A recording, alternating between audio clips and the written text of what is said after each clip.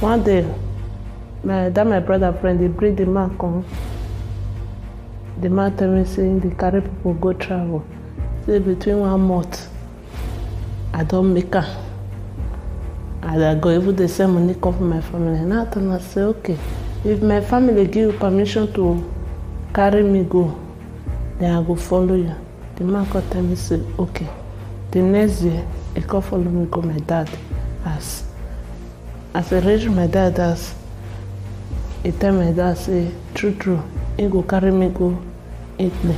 Then my dad ask her, which kind of work you won't go use me do for that side? He tell me, say, na boutique. Now I want to go the work with white man. Then my dad tell me, say, okay, no problem. And so he talk. My pikin, you agree. With that happiness, I just tell my dad, say, yes, I'll go.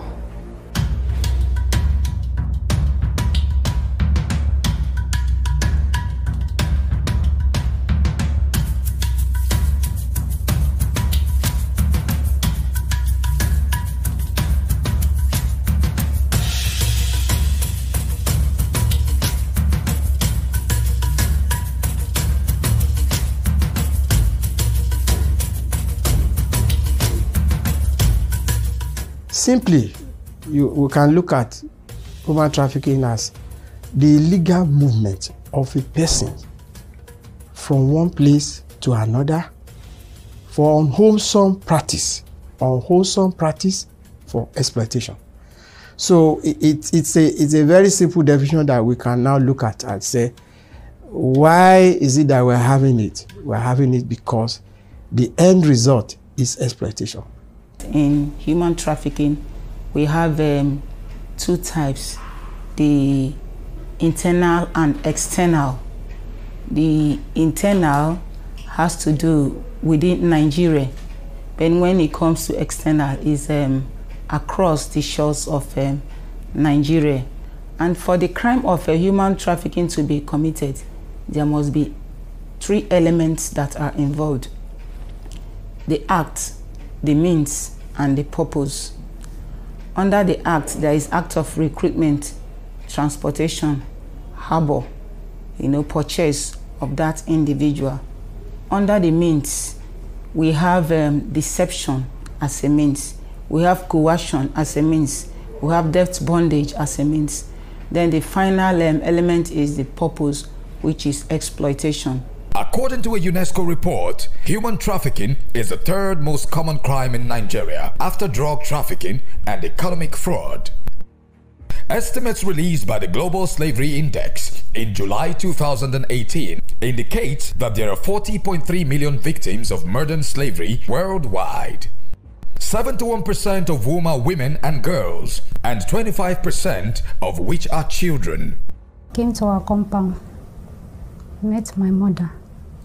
I was not telling my mom about outside country, that her wife is there, she's doing nanny food, she's cooking for the white people, that he would like me to go and stay with her over there. I will make much money. In like 2 months or so, I will come back and get some things, build house for my mother. In 2016, Nigerians accounted for about 21% of the total 181,000 migrants arriving into Italy through the Mediterranean Sea. United Nations International Organization for Migration, IOM, further reports that as of December 2020, there were approximately 570,000 migrants in Libya, of which Nigerians represented approximately 6%. Between July 2003 and December 2019, National Agency for the Prohibition of Trafficking in Persons, NAPTIP, has rescued a total of 14,688 victims of human trafficking. Nigeria remains a source, transit, and destination country when it comes to human trafficking. On the journey of Sahara Desert, I had this whole side of story. Yeah, on that very night, there was a place we were kept. We were left there telling us that they are coming back, that they are going to bring more passengers. We wait and wait to no avail, and there was no food for us to feed on. It gets to a point as that evening we started digging ground just for us to get access to water. Finally, they now came back with the vehicle, which is the Niger people. We are now apologizing that we shouldn't worry, that we're still going to move that particular evening. We left Agadez to Sahara Desert. When we were in Sahara Desert, we faced a lot of challenges. We drove to somewhere that we were kept for 4 days. Sometimes there was a time we get exhausted of water. There was no water, no food. We were just there. So some even have to urinate just for them to have a taste of something in their tongue. For a crime of human trafficking to be committed, there are enablers or influencers who knowingly or unknowingly assisted the traffickers to get the victims trafficked. One of which are parents and guardians of the victims. The Cambridge Dictionary defines a parent as a mother or father of a person, or someone who looks after a person in the same way that a parent does. Parents, by this definition, are supposed to be the child's first role model, as children are known to behave, react, and imitate same as their parents. And some of these enablers will not even push away the parents and guardians of these persons. Some of them are the ones that will go and seek some of all these issues. And some of the parents are the ones that will even be putting pressure on their children to comply with some of these agreements. The rational question would then be, why would a parent contribute to his or her ward being trafficked? Some of them knew where they were going to. They knew why they were going. Their parents had lured them to go. Then to see, oh, our neighbor, the daughter went, and in less than how many years, she has built a house. She has bought the parents' cars. What are you still doing? Some of them knew that. Some of them innocently did not know why they were being trafficked. They are just innocent victims. Interacting with them, they told us the stories. And some will tell you it's hardship, poverty. And I can say to them, I was raised in this town. Yes, there is hardship. Yes, there is poverty. Our parents were poor. But there was nothing like that in the past. The roles of parents and guardians in encouraging or promoting human trafficking include neglect. You know, when I say neglect, I mean they leave these children to themselves most of the time. And it's not always the fault of the parents. They have to pursue daily bread. And when parents take up, let's even look at people who are in paid employment. They take up employment that they're supposed to close 4, 5 p.m. And in a normal society, they'll be home with their children by half an hour later.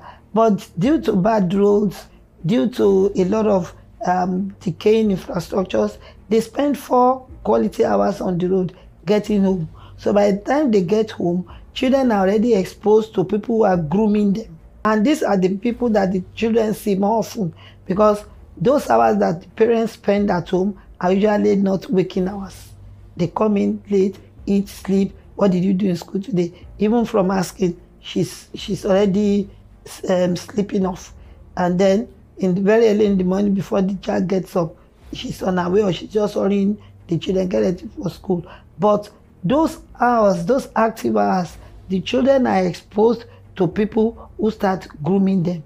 So that's in one way that that parents encouraging trafficking.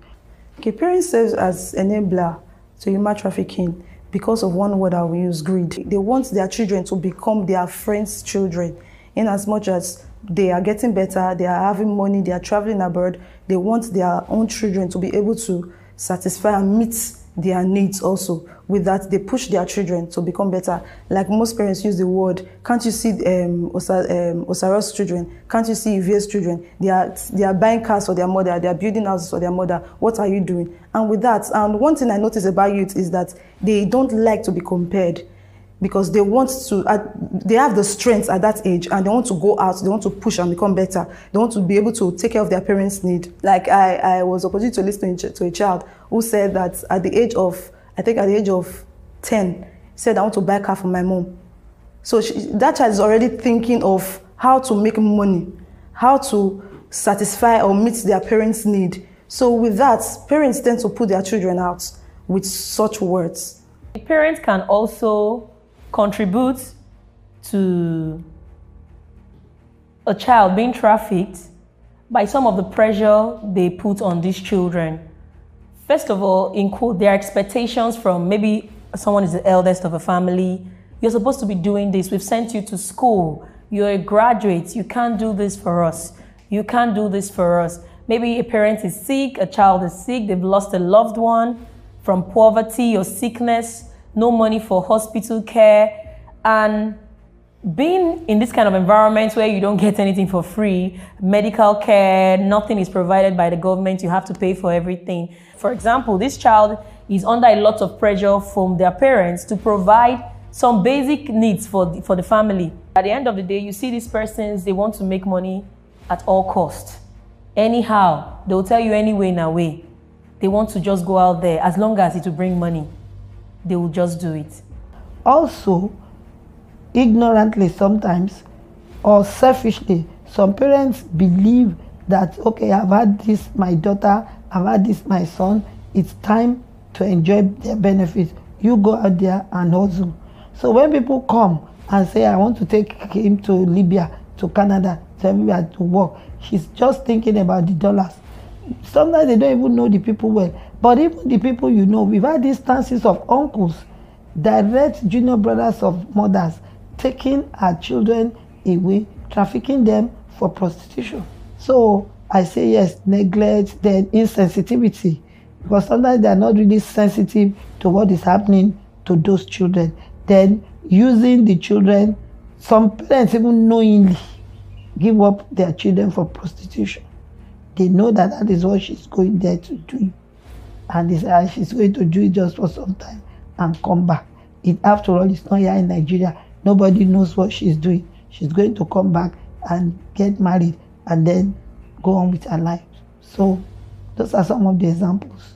Some of our parents belong to these social clubs to be able to promote their social status in the society. You know, social clubs like ladies blah blah blah, blah blah blah, you know, clubs where they measure, they go there to show ego, to show status. And when you don't meet up to that status, you fall back to your children to push them to move, to go and do what these other person's children in your club have done to make it. Some of them even link up, they even network, they collaborate in this art.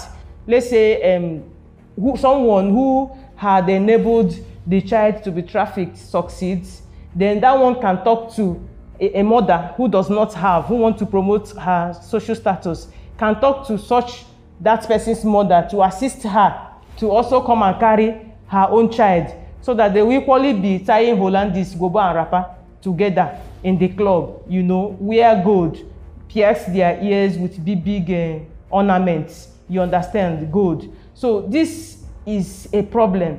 And again, some of them deliberately too relegate their responsibilities to their children.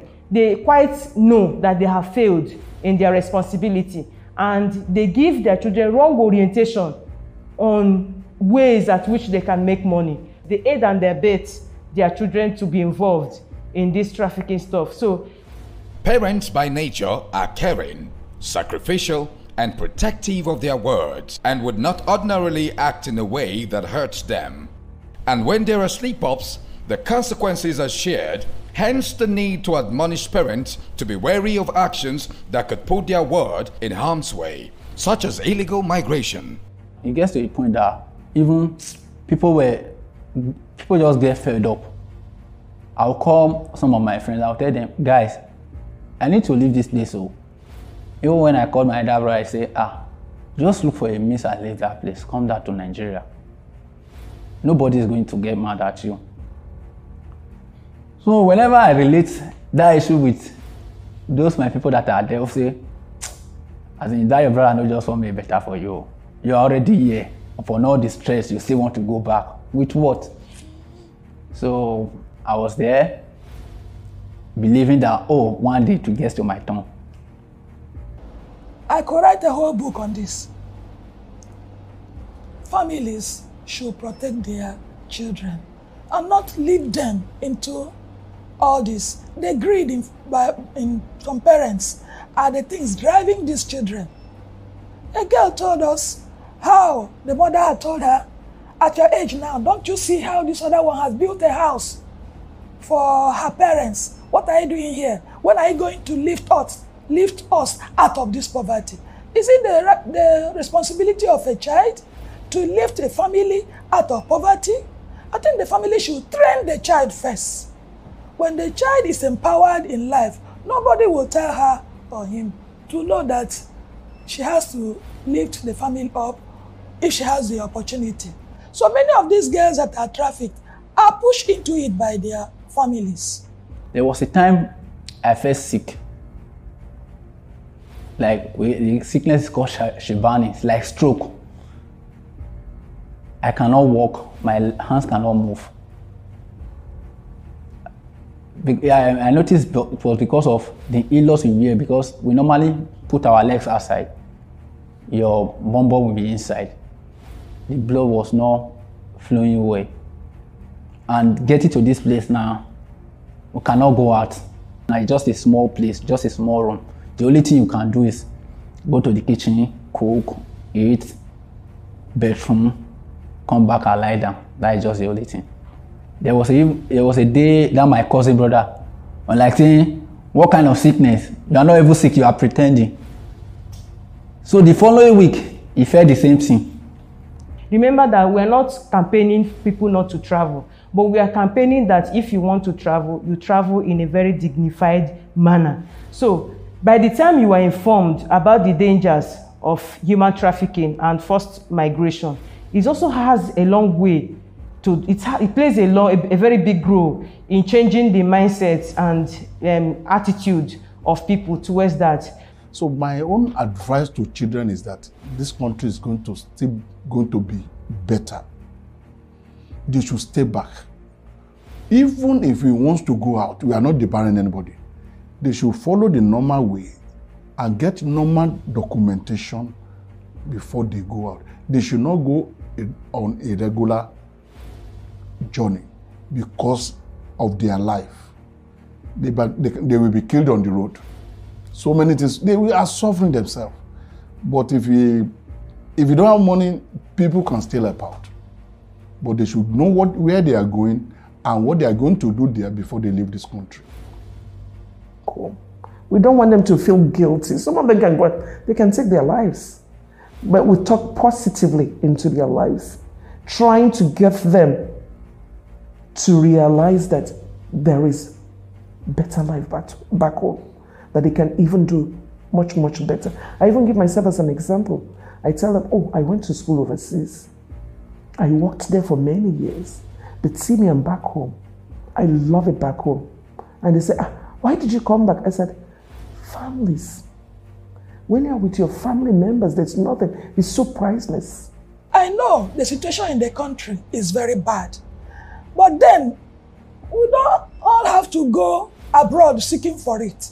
Recently, about a week ago or two, we heard that about 230 these migrants died on Mediterranean Sea. In January, we heard about 74. In December, about 94. I mean, every so often, we are losing people.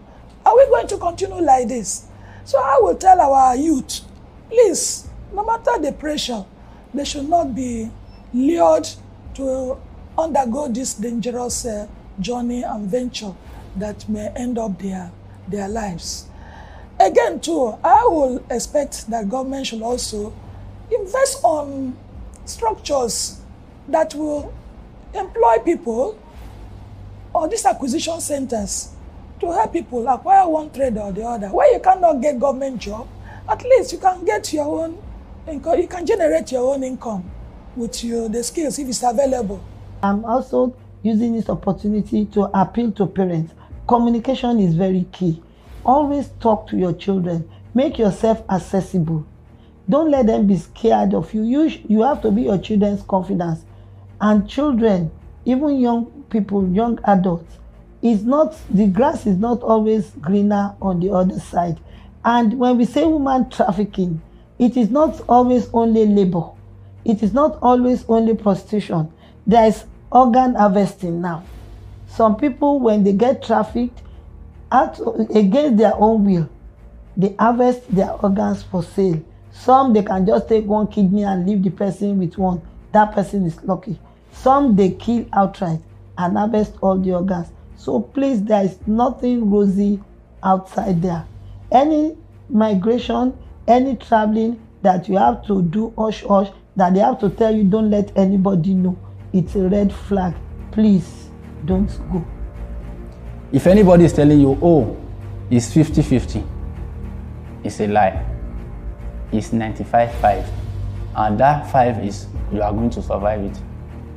The other 95 is you are not going to make it. See, I believe now I'm not a better person than what I used to be. Because my returning back to Nigeria has really helped me a lot. Because I actually learned photography before I left Nigeria, but me coming back, looking at the environment and the kind of job I used to do then, I find out that going into fashion was just the best thing for me. Now, I'm proud to tell you that I'm a fashion designer and I'm making out something from it. I have a family, I have a wife, I have a daughter, and presently my wife is even pregnant. Less than 3 months, she's going to put to bed. I was able to gather all the experience in Libya, put together, and the works I had now to be able to move on. And I've gone to so many schools sensitizing people against the danger involved in human trafficking and irregular migration. I'd like to make a personal plea to parents.